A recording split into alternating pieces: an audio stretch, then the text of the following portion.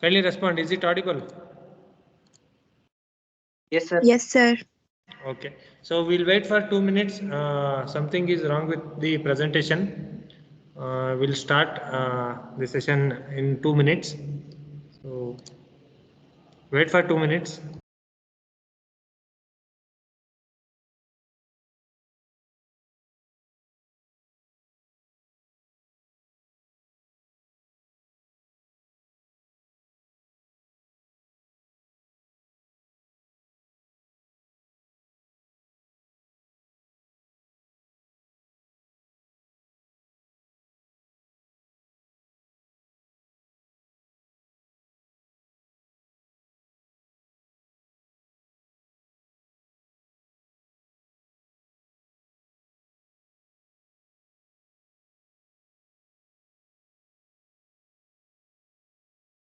Wait for 2 minutes. We'll start the session.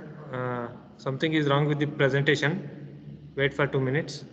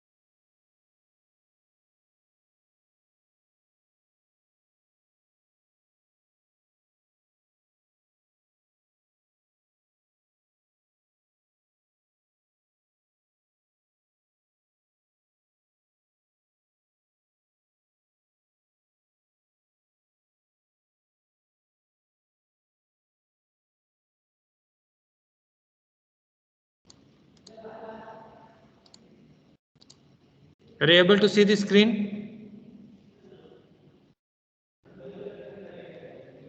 Kindly respond. Are you able to see the screen? No, sir. Kindly check it. Now?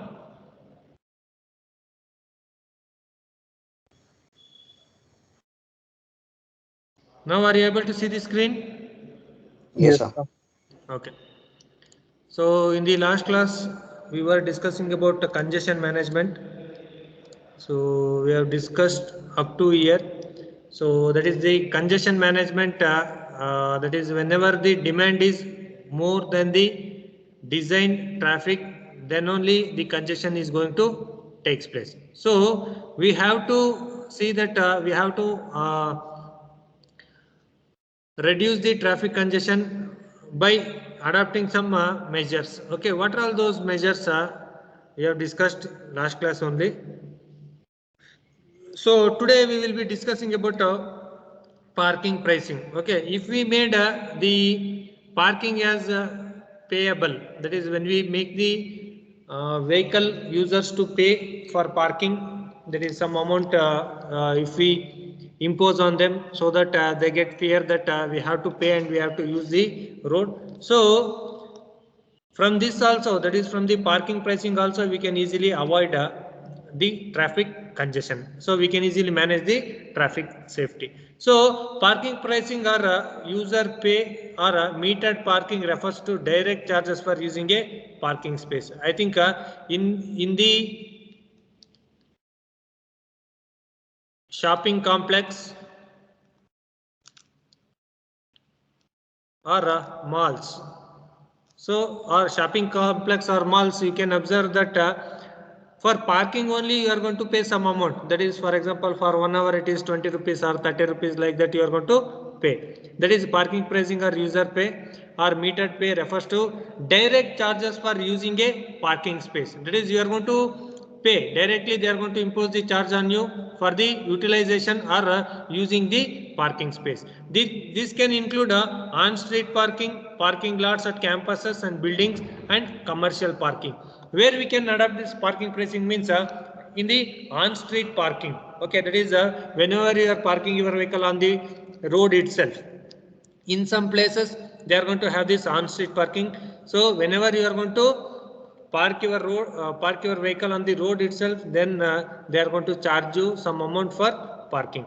Then parking lots at campuses, especially in the university campuses or in huge campuses, like not only university, the working place also. In working place also, they will be charging the amount for parking. That is parking lots at campuses also they are going to charge.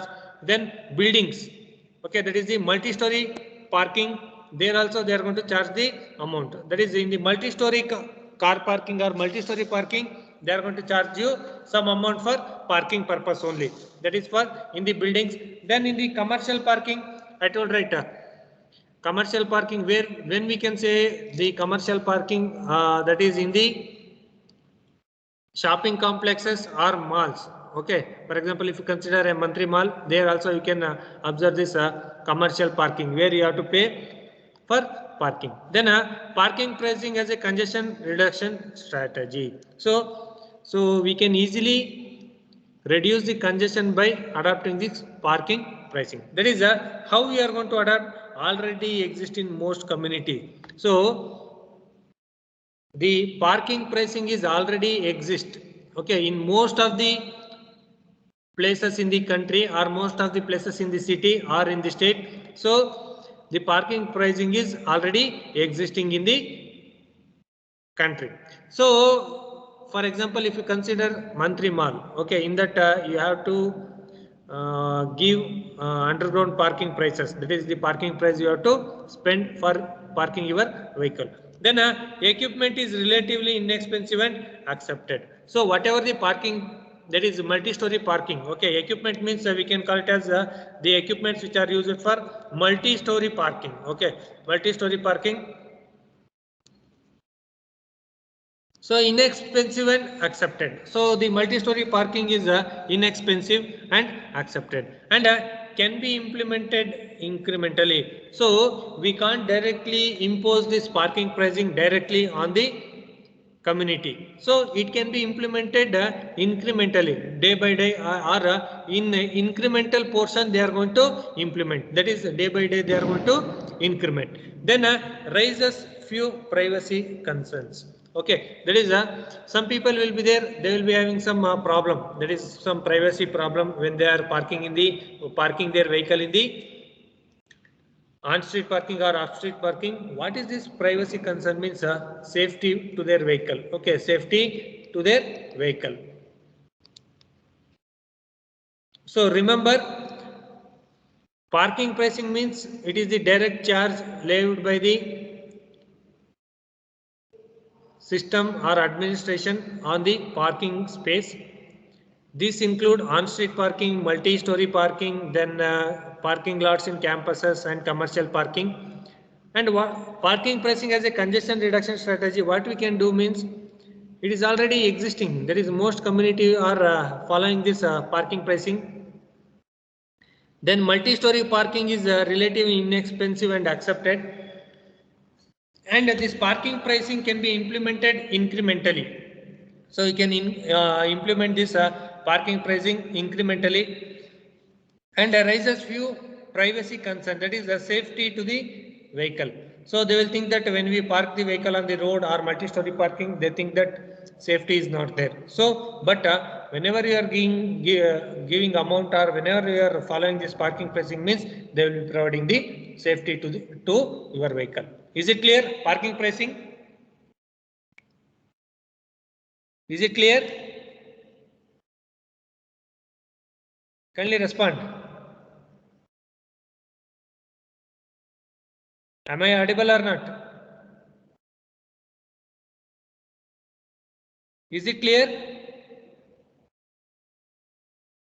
Yes, sir. Sir.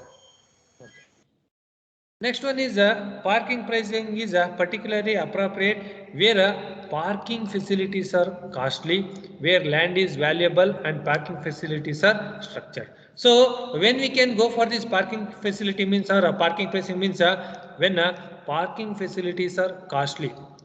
So whenever you go for any commercial complex or shopping complex or shopping malls means the parking price is around 20 rupees. Per hour 20 rupees you are going to pay. But when you go for multi-story parking, other than the shopping complex, in the shopping complex they will be providing the parking. But if you go for multi-story parking means for 1 hour they are going to charge around 300. So in that places we can go for this parking pricing by own. Then where land is valuable and parking facilities are properly structured. Properly structured means proper facilities are. Kindly unmute. So wherever parking facilities are properly structured, there is proper facilities are provided for parking. Parking means there we can adopt this parking pricing. Then where development affordability is an objective. So whenever there is a development in the area means and the parking should be affordable. So you can accommodate or you can utilize that parking means that in that places we can provide this parking pricing. There is when there is an accommodation or when there is an affordability of the parking to your economy. For example, you can pay around 30 rupees for parking. You can afford this amount, but you can't pay 300 rupees. So in that time, we can search for this parking pricing where the lesser amount parking price is available. There you are going to park your vehicles. Then when property owners or government needs additional revenue. So nowadays what they are making means they are converting all the land, all the streets. Okay, especially in Bangalore, now they are converting all the government land which are inside the city and the streets where you are parking your vehicle, they are converting that as parking zones. So they can install or they can implement this parking pricing and they can collect the revenue. When there is an additional revenue required by the government or owners means they are going to convert the empty land or on the street only they are going to convert the parking zone and they are going to collect the amount where the revenues are generated because of this parking pricing.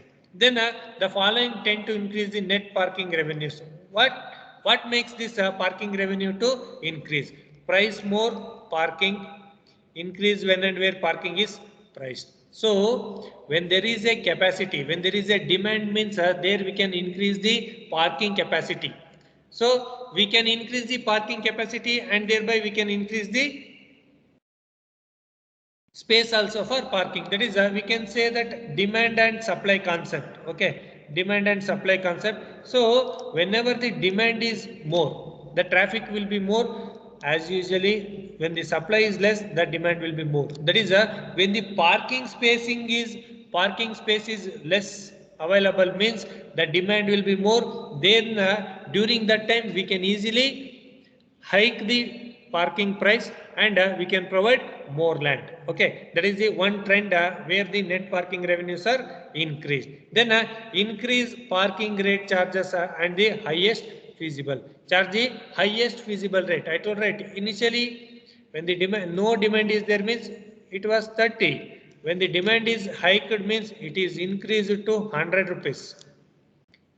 So when the demand is lesser, when the parking space is available and the less number of vehicles are accommodating means we are going to have with 30 rupees. But when the demand increases the capacity means automatically they are going to increase the amount to 100. Then reduce alternative parking and transport option. So if we reduce the alternative parking, for example, in an area, we'll consider an area. In this area, the off-street parking is there. On-street parking, not off-street. So on-street parking is there available, but off-street is not available. What you are going to do? There is no chance for you people. So you have to park on the street only. There is only on street parking. So we can easily avoid off street parking. So we can easily generate the amount, or we can easily increase the parking revenue. And by decreasing the transport option also. Sometimes in Bangalore we can see this one. That is by reducing the BMTC numbers. The bus, that is the number of BMTC buses are going to reduce, and alternative parking. Sometimes what will happen means in the metro station, especially in the metro, what they are going to do means they will reduce the parking space and they will increase the transport system. That is they are going to increase the more number of metro, thereby the parking price is going to increase. Why? Because the demand is more but the available space is very less. There we can increase the parking price. Then use more cost effective pricing system. That is a utilization of a more cost effective price system. That is keeping the pricing cost as very less when the demand is less. When the demand is more, taking the pricing cost as very high. Then increase enforcement and fines. That is if we impose the fine and enforcement, that is installation of signals or signboards stating that no parking. So what will happen? They will automatically turn to parking space.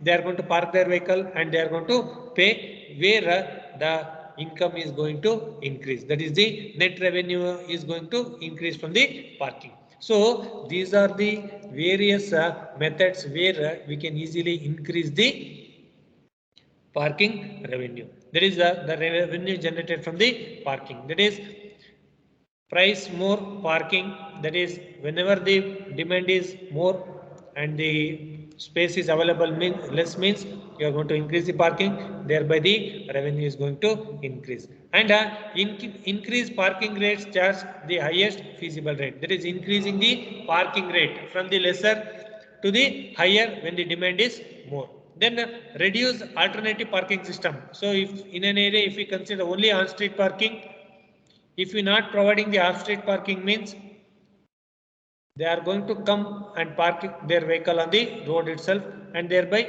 you can collect the money and you can increase the revenue. And last one is fine. That is the general traffic police what they are going to do. If you are parking in your vehicle in the non-parking zone means they are going to put some fine.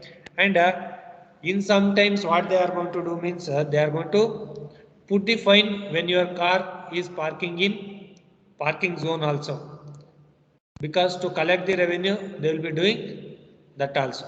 Okay, this is all about parking pricing. Is it clear? Is it clear?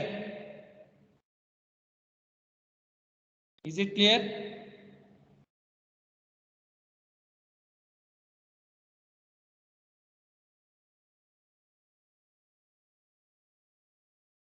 Is it clear? Kindly respond.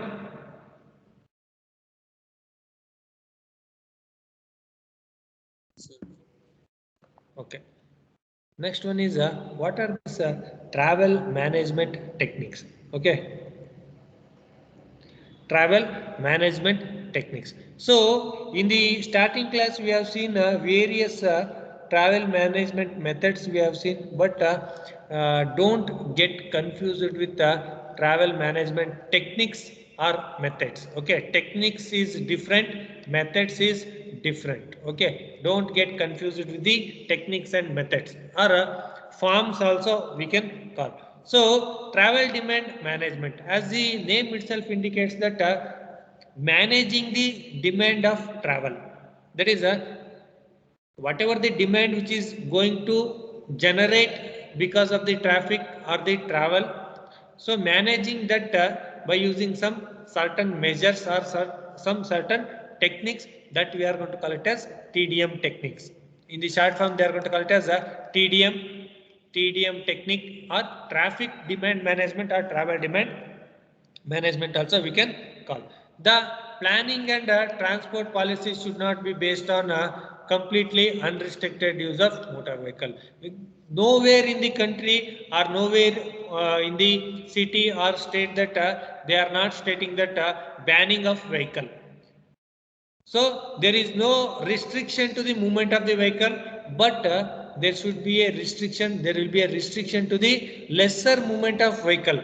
Not more number of vehicles will be moving, but lesser number of vehicles will be moving. So the planning and transport policy should not be based on completely unrestricted. They are not going to restrict the use of motor vehicle, but they will restrict the number of motor vehicles.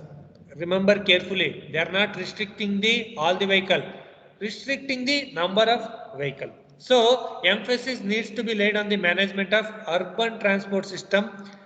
Only you observe this TDM will comes into existence only in the urban transport system. Why? Because the congestion or delay is going to take place in the urban area only. That is, especially in the cities, it is going to take place. So the travel demand management techniques will be adopted only for the urban transport system or urban traffic system to ensure movement of more people. So agenda is to movement more people, fewer vehicle in less time, and while preserving and improving the environment. So what is the main agenda of this travel demand management is movement of more people in fewer vehicle. For example, BMTC or KSRTC, you can move around 60 members in a single vehicle. But if we are having a individual two-wheeler, means 60 two-wheelers we require. Rather than purchasing 60 two-wheelers, if we have one BMTC bus and in that 60 members can travel in least time, that is in the lesser time, while preserving and improving the environment. So while discussing the air pollution and noise pollution, we have seen that if we go for public transport system, we can easily avoid the noise pollution and air pollution. Here also the TDM agenda or objective is movement of more people in few vehicles, lesser time, preserving and improving the environment. And this can be achieved through traffic restraint. That is, restraint means restrictions. Okay. If we impose some restrictions on the traffic, means there we can achieve that. That is a movement of fewer vehicle with more number of people, and preserving and improving the environment. And not only the traffic restraint, demand management techniques or restrict movement of more vehicles. These things you should remember. That is, the TDM can be achieved. That is, the travel demand management can be achieved through traffic restraint. That is, a restriction to traffic and some demand management techniques which inhibit or restrict movement of more vehicles. So remember, when we are applying this TDM techniques, means it will restrict the movement of more vehicle, but it will not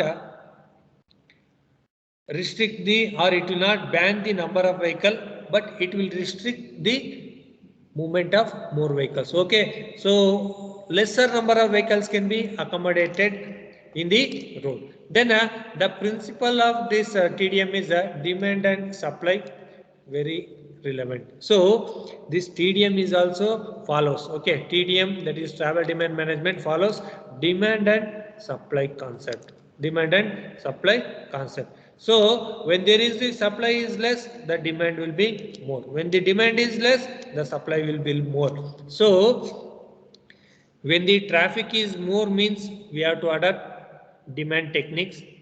When the traffic is very less, means we are not bothered about that. That is, we are not going to adopt any techniques to reduce the traffic. Only when the demand is more, means we are going to adopt travel demand management techniques. Okay, is it clear? The agenda behind the TDM techniques, is it clear? Kindly respond. Is it clear? Is it clear? Kindly respond.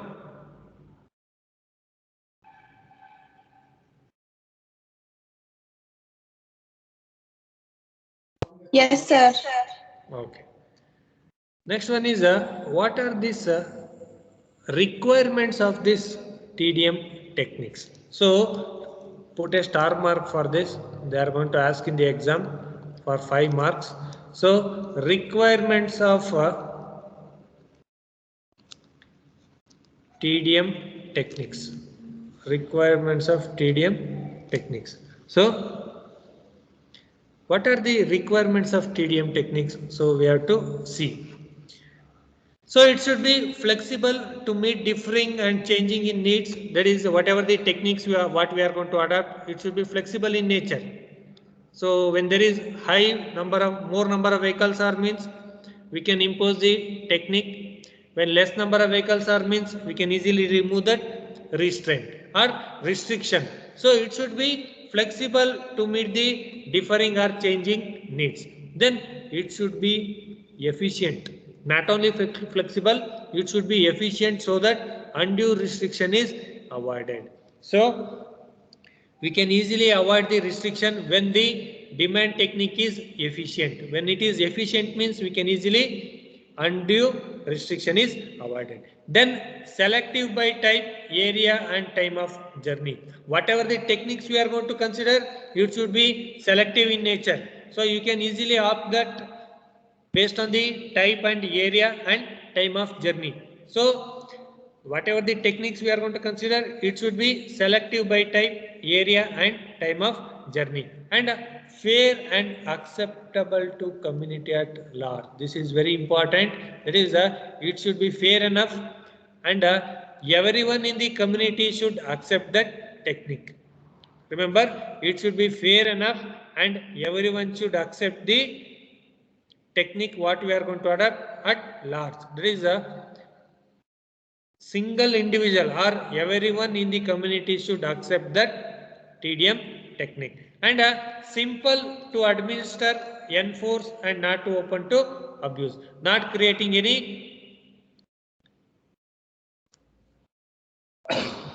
problems. Okay, not creating any problems means then that technique can be adopted. So simple to administer, so we can easily administrate that TDM technique, we can easily enforce that TDM technique, but it should not create any problem to the community.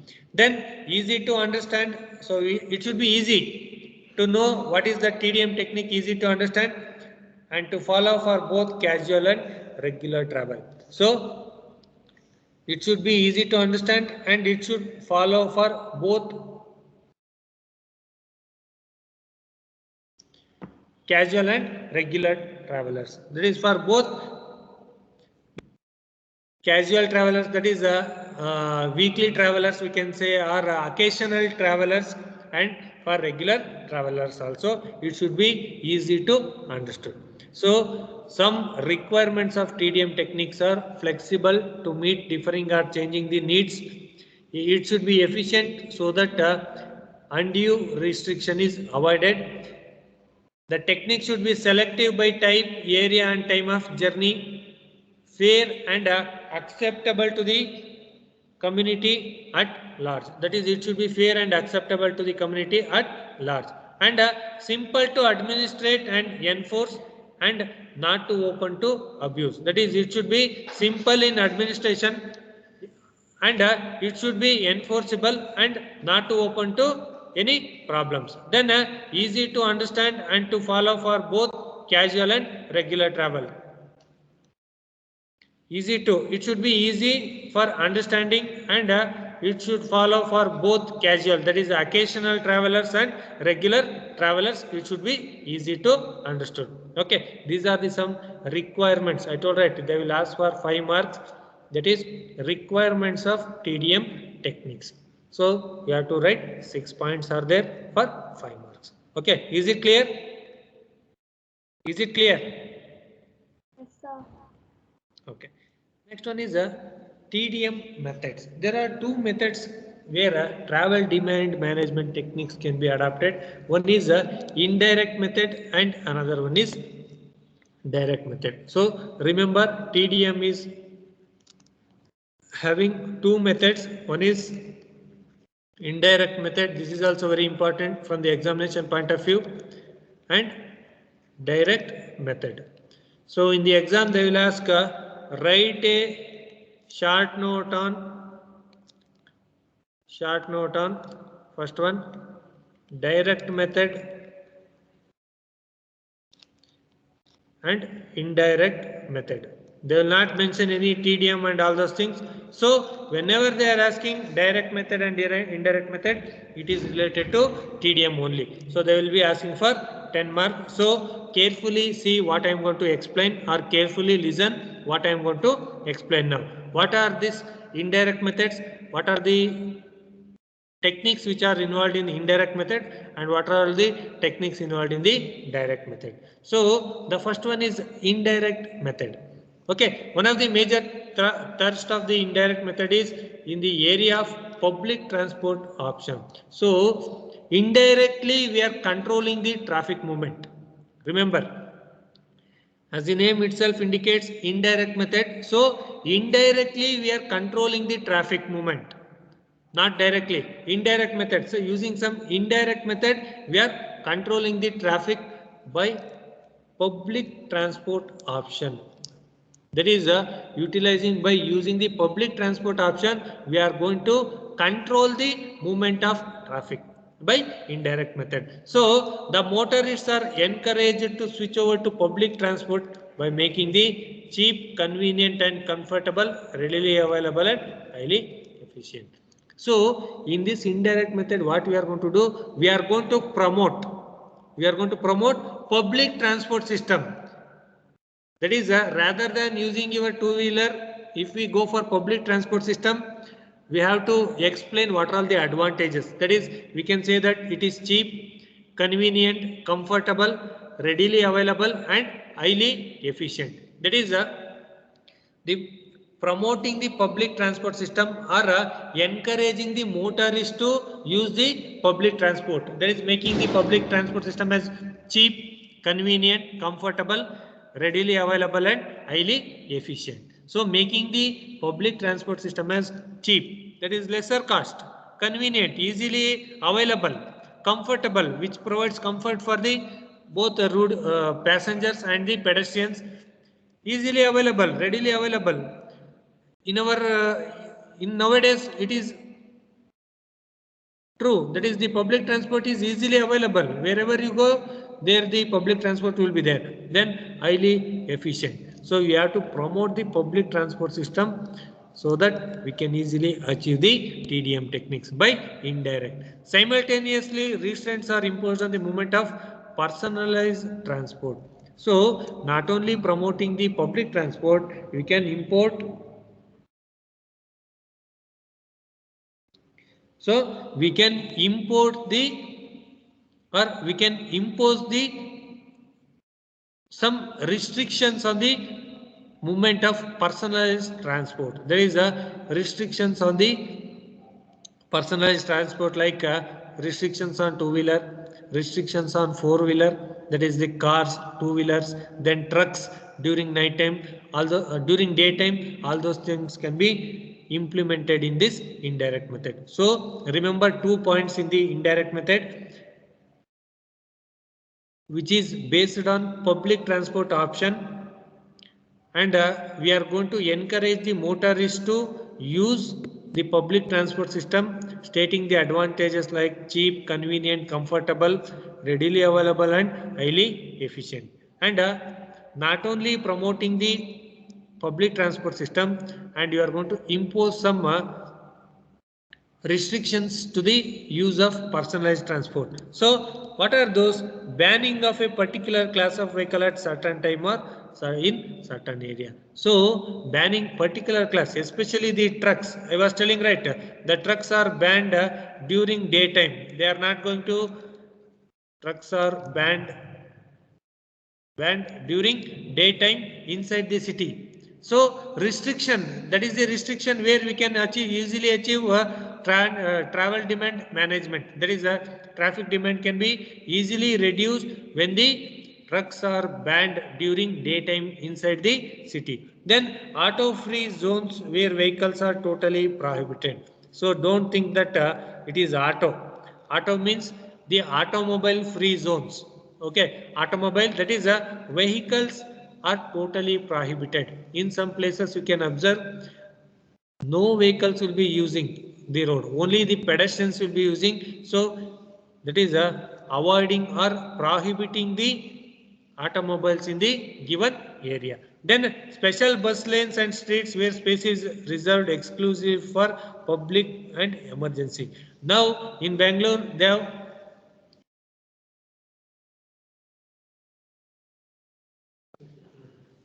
and in Bangalore the special bus lane and streets were provided. Wait a minute. So special bus lanes and streets where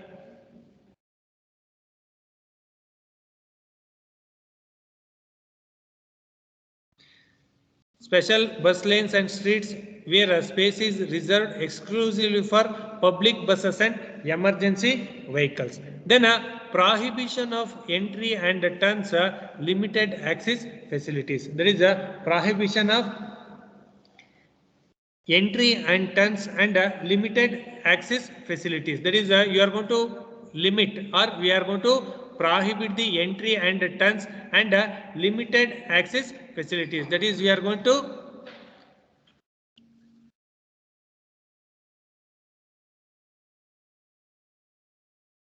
prohibition of entry and turns and limited access facilities. That is, entry and turning movements are prohibited means we can easily achieve this TDM techniques.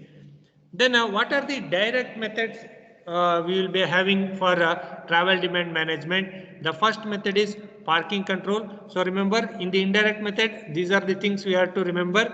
In the direct method, we will be having parking controls, road and bridge tolls, that is collecting the amount for tolls, then road pricing, then odd even auto mobile traffic restraint, staggering of working hours or office hours. That is a parking controls. That is if we are not providing any parking space to the road user. Wait a minute.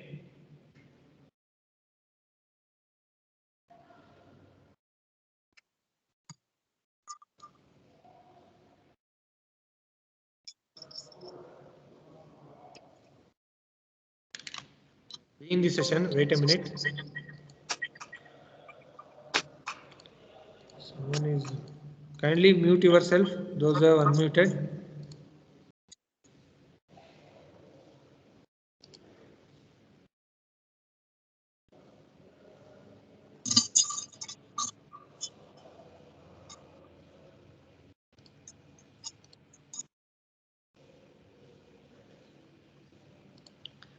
So the direct methods: parking controls, road and bridge tolls, road pricing, odd even auto traffic restraint, then staggering of office hours. That is by staggering the office hours, that is change in the working hours of the office, we can easily avoid this movement of the traffic. So the first one is the parking control. What are all the things you are going to remember in the parking control? That is controlling the parking facility by collecting the tolls, especially for roads and bridges. If we collect the tolls means we can easily avoid the more number of vehicles. That is because if we are paying some amount for movement means the people will get fear. So we can easily go for this road and bridge tolls. Road pricing, especially nice road. Okay, nice road. Whenever there is a nice road means first you have to pay the amount, then you are going to use the road. So if we impose the price for roads means it will be difficult for the movement of vehicles.